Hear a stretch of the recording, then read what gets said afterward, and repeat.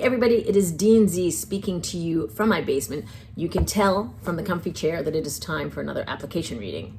But before I get started on that, I want to do a little background on why I chose this particular file to read. My philosophy of admissions has always been, they're not really paying me for the sole purpose of getting a high average LSAT and GPA and an entering class of X number of people. I mean, those things are certainly important. I've never worked for a dean who didn't have goals in those regards. But if that were your only goals, those kinds of metrics, you'd be well off to fire me and pay, I don't know, $50,000 to come up with an algorithm that could do that. This is just a question of numbers, and human intuition has nothing to do with it.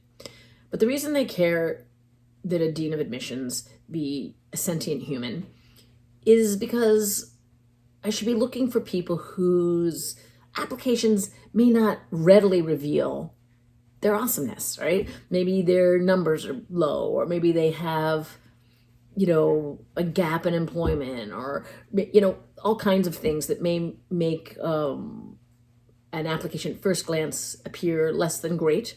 But then you dig and there's some real fantastic stuff in there.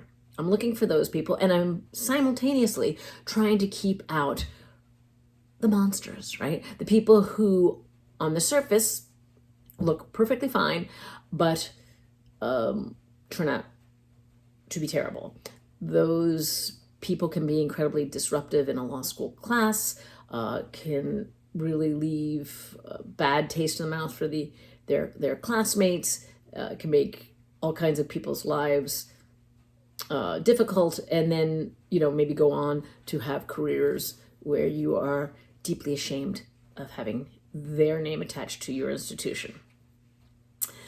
An example of how I think about this, or when I realized my thoughts on this, came from a book I read a long time ago now called Devil in the White City.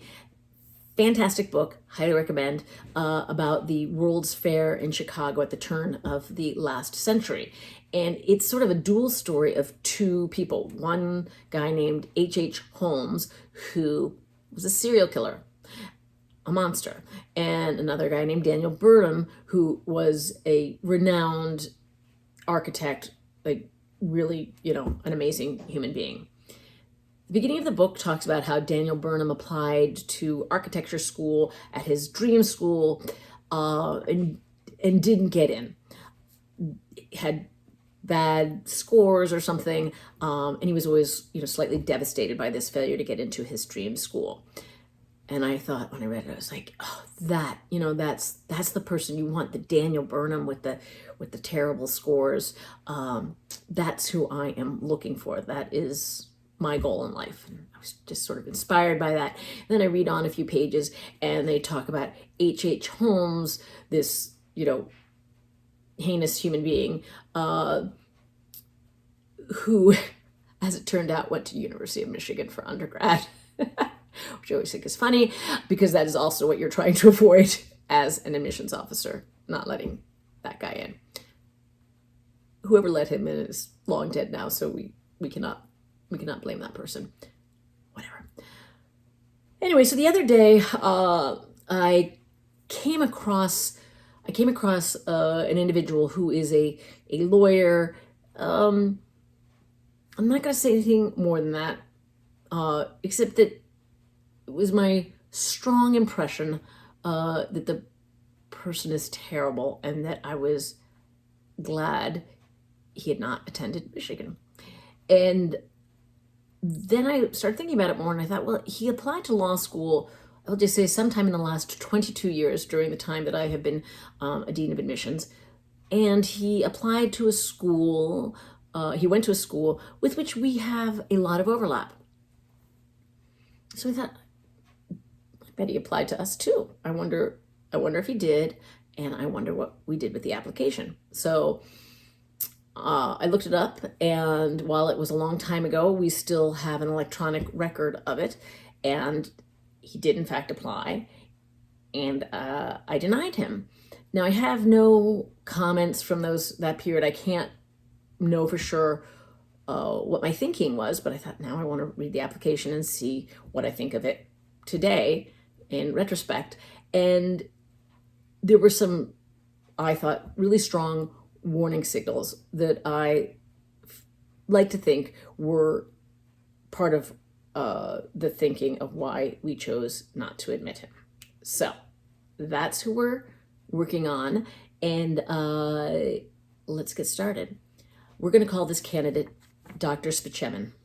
Okay, so first I will say Dr. Spaceman went to, I'll look at his resume, which is, past viewers will know, is my favorite place to start.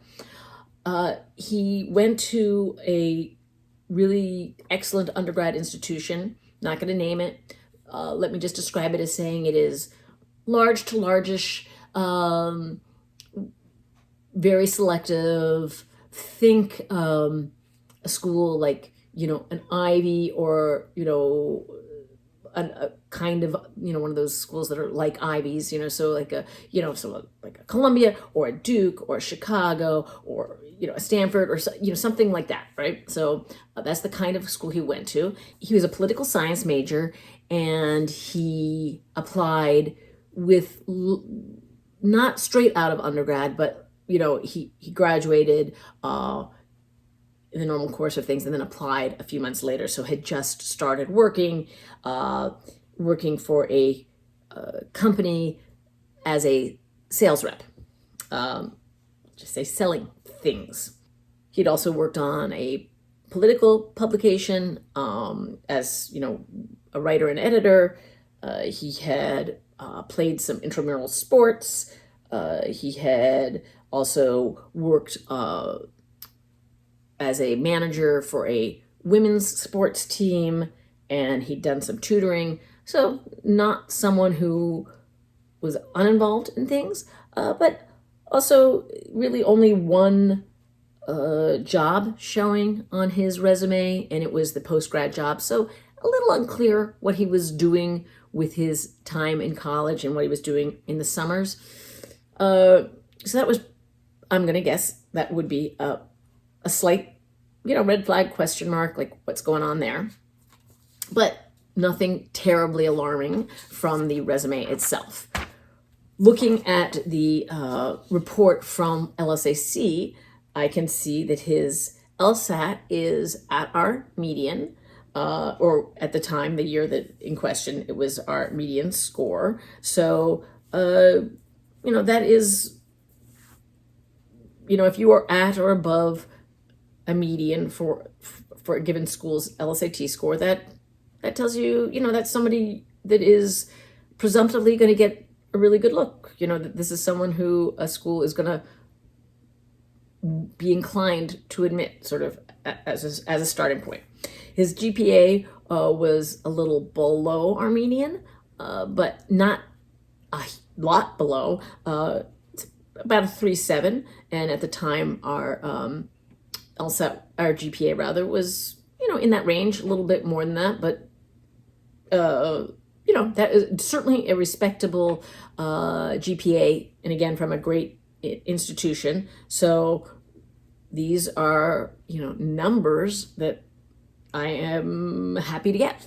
I've already said he is a guy, and he is white, and he is from a state. He's not a Michigan resident, which is, that would be a little bump in his favor if he were, but certainly it's fine that he is not. That's certainly not a mark against him.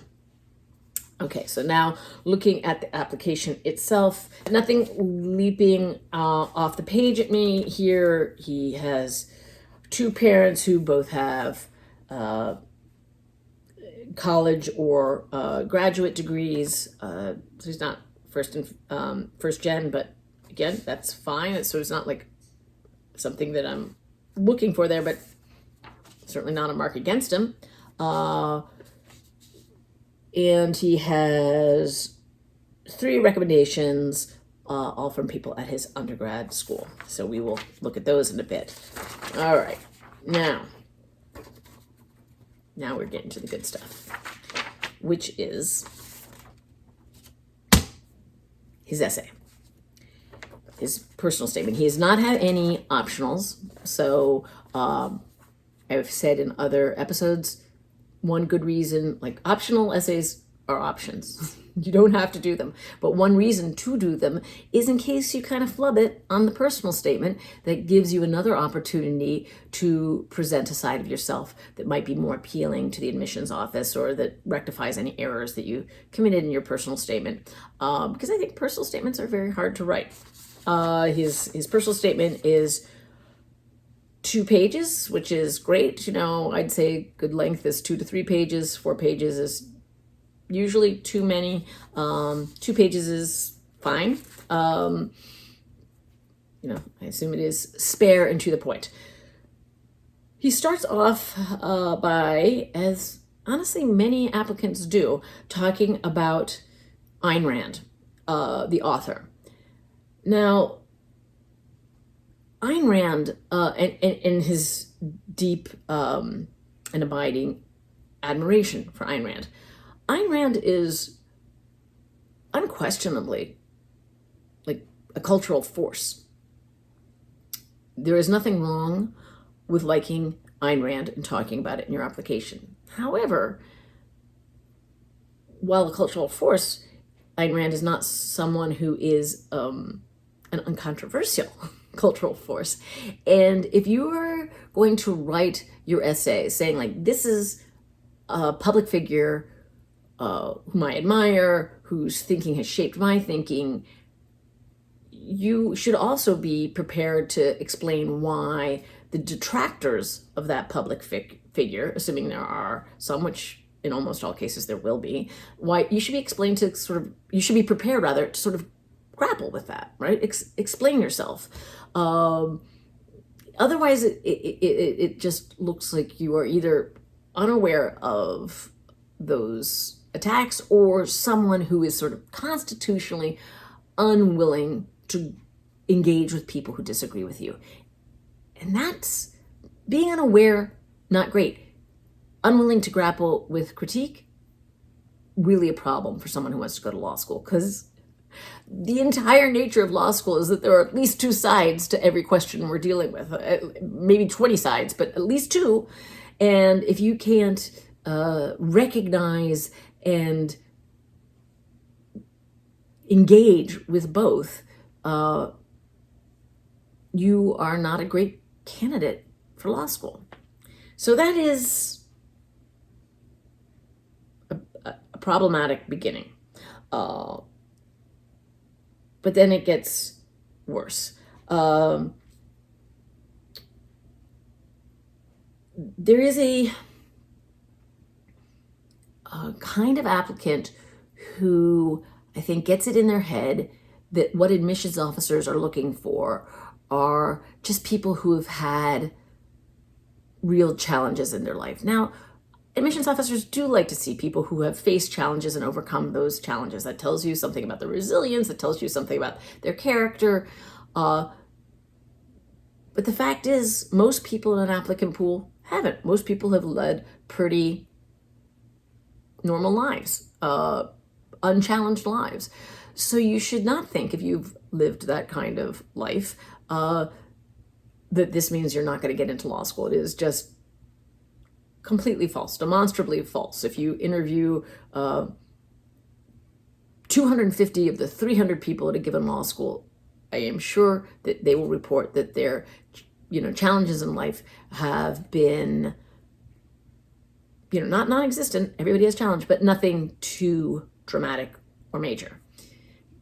But sometimes people get it in their head that this is a problem, their lack of problems is a problem, and then they present very defensively as a result. And so then he pivots from Ayn Rand to that, talking about he's lived a normal life, he's an upper middle class white guy who likes to play sports, he's excelled in everything he's ever done, his family is stable and supportive, I don't have any debt, so I know that you do not think I am interesting. There are many candidates who appear far more interesting than I. It's got a real chip on the shoulder tone. and it doesn't tell me anything interesting. This is not interesting, right? Just saying I'm not interesting is not interesting. So, okay, so he is continuing to lose me here. And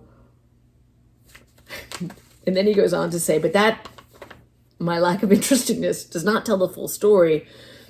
There are factors about me that you can't see, which is interesting because that's what I've already told you. I'm looking for the things you can't see, right? That make me a compelling, if not consummate, candidate to study law, he tells me. And then he goes on to speak in sort of general terms about his character and why he wants to go to law school. Again, not really telling me anything about him other than sort of this high level description. And he then also uses language that is very unnatural, and that makes me feel like, again, I am not seeing this authentic person. He talks about his fervency for justice. Who says that? Fervency for justice. And, you know, how I think for myself. And he goes on to say, in college, people didn't think like I do. And he says that they derided him. He doesn't say that he ever had conflict or that he got into arguments, but he's clearly, he thinks he is superior to them. He says that he talks about how they just aren't interested in the things that he is interested in, and really a tone of arrogance. And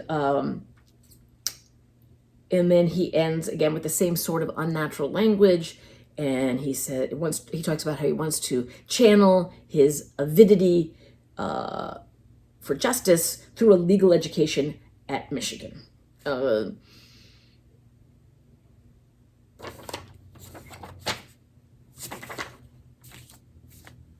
This is not good.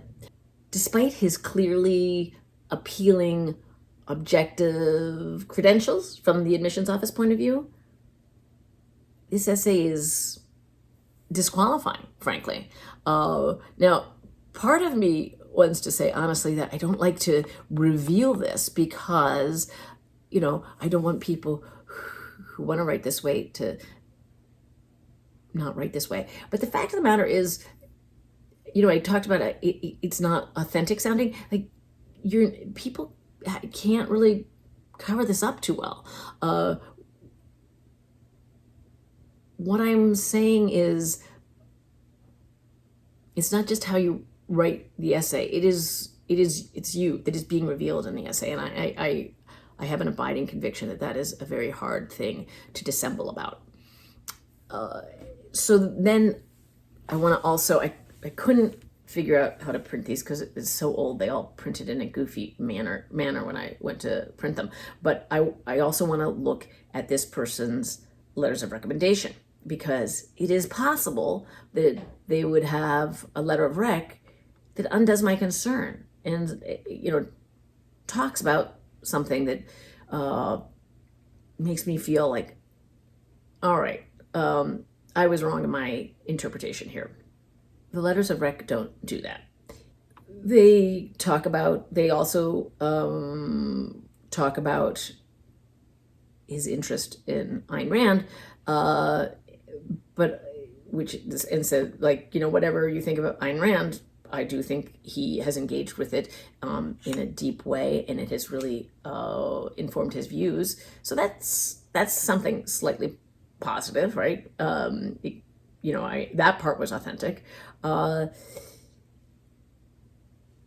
then says this, you know, this person earned an A in my class, but I think honestly that he should have had consistently higher grades.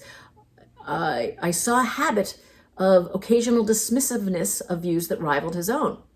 So really underscoring what my impression was from the personal statement, and I think that constituted a form of intellectual laziness. It may be that he will mature and this habit is cured, but I don't think he is quite ready for law school. Let me look at the second letter of rec. This one is positive, says, I'm happy to recommend him. I know him fairly well. So not, positive, but not really going to bat for this person. And then says this, he is a smart kid who's capable of doing good work, especially when he's engaged. That's a big warning sign, because in law school, your entire first year of classes are classes that we assign to you, not ones that you pick. So you think, okay, how do I know he's going to be engaged in those? And will he do good work if he isn't engaged because he chose them? It's a warning sign. And then he also goes on to say, I think his GPA could have been quite a bit higher if he had taken things a little more seriously. So again, that makes him sound not fully mature. It concludes by saying, I realize that you have many excellent applicants. I hope you'll give him serious consideration. That is not a ringing endorsement. And then finally, the third letter is from someone he knew from, not an academic letter, someone he knew from a different context. I like someone who could assess him in a different context. I like those. It's someone related to sports, and it is brief but positive. It says he is bright and affable, but then also says he's a dynamic spark plug, which I don't know.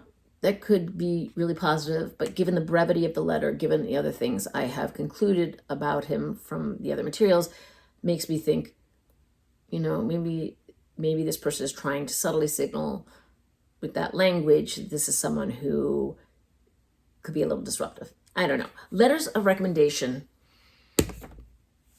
are, by their very nature, complicated. Like, I don't know, obviously, most letter writers. I don't know how to assess them. For all I know, faculty who are writing or whoever's writing could have some unspoken conflict with the person that the person is not aware of, and maybe undercutting them. I take them always with a grain of salt. But these were pretty persuasive because they were showing their cards. They were saying, this is why I have concerns. It wasn't just saying, here's my assessment of them, and saying, this is why I have concerns. It was detailed.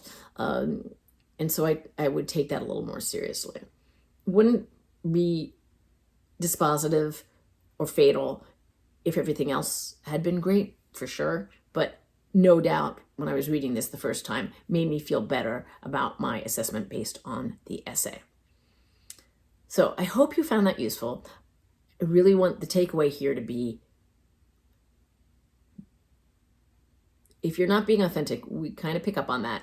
And, think about when you are writing your personal statement, think about what is it that will make a good lawyer and a good law student? And am I exhibiting that in the topic I am choosing? And finally, I hope the lesson that you'll take from this is the numbers are not the be all and end all. And if a school isn't admitting somebody who has good numbers, there's probably a reason for it, because they aren't actually robots, the people doing this job. All right. Thank you so much, as always, for listening or watching, whatever it is you're doing. And thank you to Justin Johnston for making this all possible, even though you couldn't figure out how to print the PDFs any better than I could. So I forgive you for that. All right. Remember, wherever you go, go blue.